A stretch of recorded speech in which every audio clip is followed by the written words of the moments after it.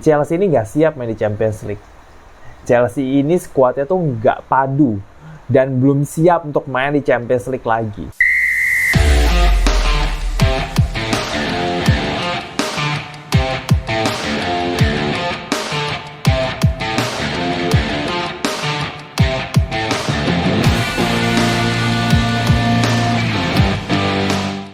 Yo guys, ketemu lagi sama gue Audi Ramantio di channel Audi Bala, Audi diskusi bola abal-abal. Seperti biasa, kalau gue udah pakai baju biru, artinya kita akan bahas Chelsea yang baru aja juara UEFA Conference League 2024-2025. Selamat ya, menangnya telak lagi 4-1 lawan Real Betis.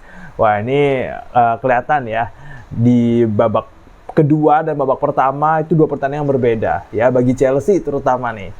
Jadi kita lihat dulu, kalau kita ngeliat line up-nya aja gue ngerasa udah aneh. Tahu nggak anehnya kenapa? Anehnya itu adalah ada si Benoit Badiashile. Ini orang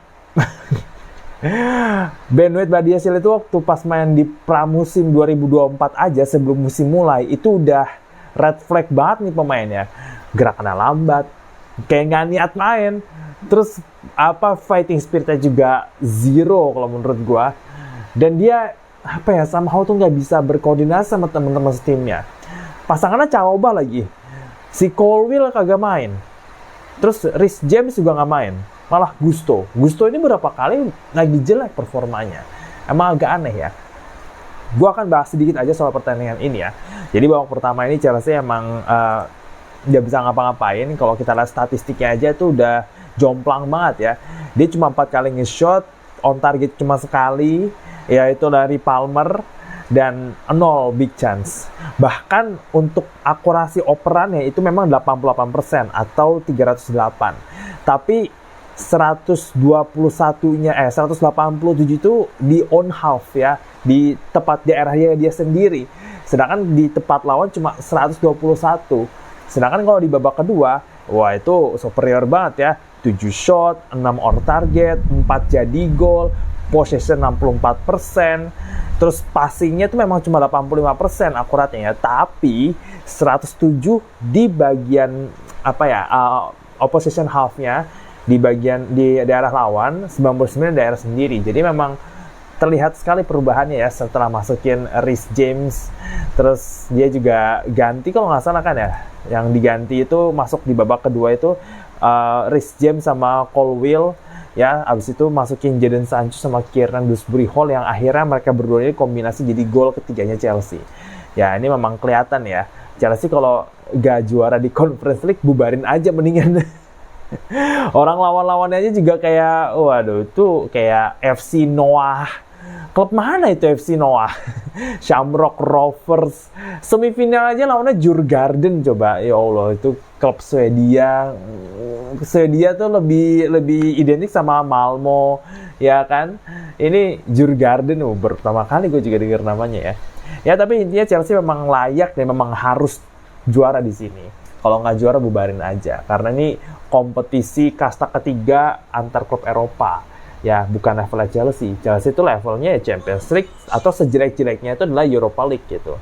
Nah, tapi kalau menurut gua nih ya, ini menurut gua aja loh ya. Lu terserah mau setuju atau enggak. Chelsea ini kan lolos ke Champions League musim depan karena dia finish di peringkat 4 setelah menang 1-0 lawan Nottingham Forest kemarin. Newcastle kalah, Aston Villa kalah, ya kan? Jadi semuanya berpihak sama Chelsea. Chelsea masuk ke Champions League lagi. Tapi, ini kalau menurut gue ya, Chelsea ini nggak siap main di Champions League. Chelsea ini skuadnya tuh nggak padu dan belum siap untuk main di Champions League lagi. Bahkan kalau menurut gue, mendingan Chelsea main di Europa League aja musim depan. Tahu kenapa? Karena nanti di musim panas, itu Chelsea bakal kedatangan banyak pemain pinjaman yang balik ke Chelsea dan baru gabung ke Chelsea. Jadi kan ada pemain pinjaman yang memang awalnya di squad Chelsea terus dipinjemin ke klub lain. Misalkan kayak George Petrovic ya di RC Salzburg, Kepa Arrizabalaga ke Bournemouth, terus siapa lagi? Disasi ke Aston Villa, Ugo Chukwu ke Southampton ya. Pokoknya pemain-pemain yang memang itulah. Nah, ada juga pemain yang dibeli tapi langsung dipinjemin ke klubnya sendiri baru gabung Chelsea di musim panas nanti. Esteva Willian ya, Kendry Paes, terus Dario Esugo. Ini kalau lo nggak tahu, Dario Esugo itu pemain Chelsea yang dibeli dari Sporting Lisbon dan baru gabung nanti di musim panas 2025 ya. Dia pemain Las Palmas sekarang. Itu, jadi banyak banget pemain-pemain yang bakal balik. Abis itu ada juga yang mainnya pemain-pemain Chelsea yang dipinjemin juga performanya macam-macam nih. Ada yang bagus banget, ada yang jelek banget. Yang bagus banget ya menurut gue adalah Andre Santos ya. Andre Santos ini gelandang bertahan, central midfield, bisa main jadi central midfield, bisa juga main jadi DM. Dia tampil bagus di RC Strasbourg, golnya aja 10. Sebagai central midfield, gol 10, assist 4. Ini top asisnya Ligue 1 itu kan Ryan Cherki ya, 5 asis ya. Nah, di bawahnya ini Andre Santos. Jadi memang Andre Santos ini, dan dia dapat panggilan ke timnas Brazil loh. Pertama kali ya, Ancelotti ngelatih timnas Brazil, Andre Santos ini masuk ke dalam squad. Jadi, ya ini memang cukup menarik ya kalau misalkan nanti dia gabung ke Chelsea. Apakah nanti dia bisa bersaing dengan Enzo Fernandez, Romeo Lavia, Kieran Hall, dan juga Moises Caicedo, atau bakal dipinjemin lagi ke klub lain. Nah, tapi yang menurut gue jelek banget itu adalah David Washington, yang cuma cetak 1 gol dari 9 pertandingan di Serie A Brasileiro bareng sama Santos. Ya, kalau Estevao ini, ya Estevao ya lumayan dia, tapi meskipun dia nggak sebagus musim 2024 ya. 13 gol kan dia dari 31 pertandingan, yang kemarin itu dia nggak cetak gol, belum cetak gol sih lebih tepatnya ya, 10 pertandingan, tapi udah kasih 3 assist. Di Copa Libertadores dia 4 gol, dari 5 pertandingan, jadi lumayan.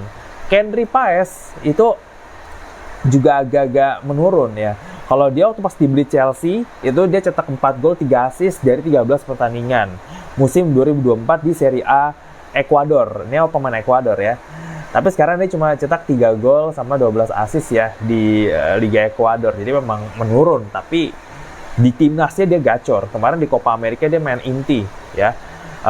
Habis itu siapa lagi? Nah, itu untuk pemain-pemain pinjaman ini kan nanti bakal banyak yang datang. Belum lagi Chelsea nanti pasti beli pemain ini. Orang dia dapat duit, masuk Champions League kan, masuk Champions dapat duit, juara Conference League juga lumayan ya kan pemasukannya. Pasti beli pemain nih, ya kan. Jadi kalau menurut gua, balik lagi ke poin gua, Chelsea mendingan main di Europa League untuk memadukan dan membuat tim ini menjadi lebih kompak, lebih dapat chemistry-nya. Karena nanti banyak banget pemain yang masuk, baik yang beli baru maupun yang dipinjemin balik. Ya kan, kalau semuanya, kalau di Champions League kan tuntutannya memang harus menang, tampil bagus, sempurna, dan lain-lain kan ya.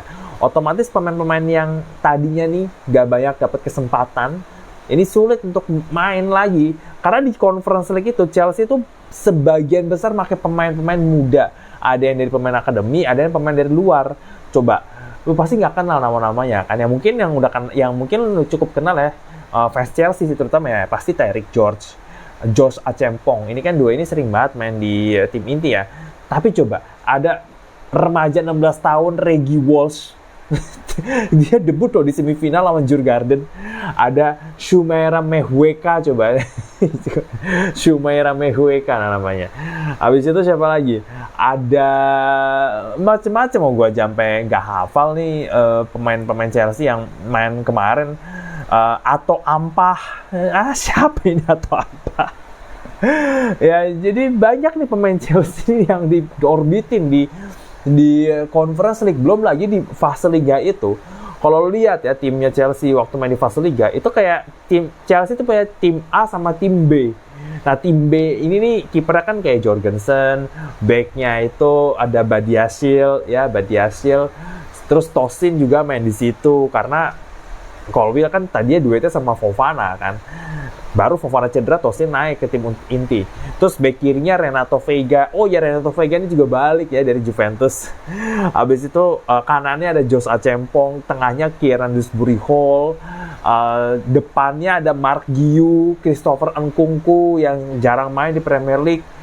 Terus ada juga Tyreek George juga ya. Itu kan mainnya di Conference League kan.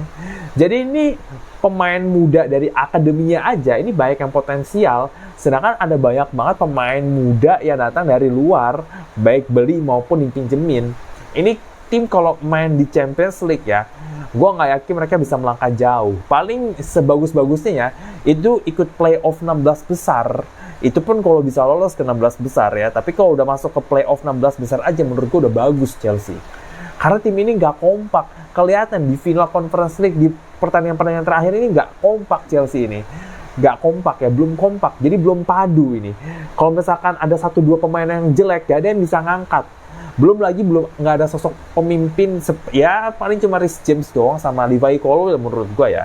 Enzo belum gue hitung, Enzo Fernandez itu. Jadi kalau si Chelsea main di Champions League, ini pemain-pemain yang diorbitin yang baru datang, persaingan di dalamnya tuh ketat banget dan pasti nggak mungkin dong Enzo Maresca dia main bagi tim A, tim B lagi kayak kemarin ya kan. Pasti ya main di Premier League, nanti main juga di Champions League nih. Otomatis pemain-pemain yang lain baru punya kesempatan tampil tuh di Piala Liga sama Piala FA. FA aja mulai Januari ya kan.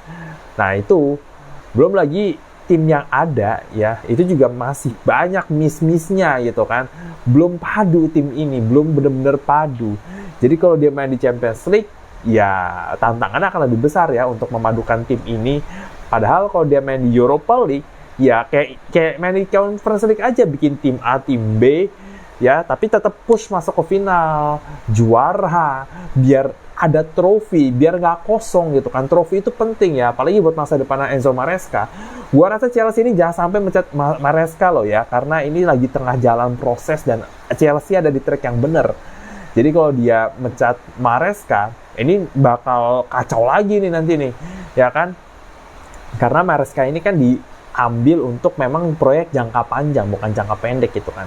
Tapi kalau dia nggak kosong trofi, itu justru akan meyakinkan pemain-pemain yang ada di dalam, fans dan manajemen ya untuk mendukung dia. Karena kalau pelatih itu nggak didukung, gimana dia mau mengembangkan permainan, gimana dia mau memotivasi pemain, gimana pemain juga mau motivasi untuk fight untuk Maresca gitu loh. Jadi ya tantangannya besar sih Chelsea ya. Emang sih dapat banyak duit ya di Champions League, apalagi mereka juga main di Piala Dunia antar klub.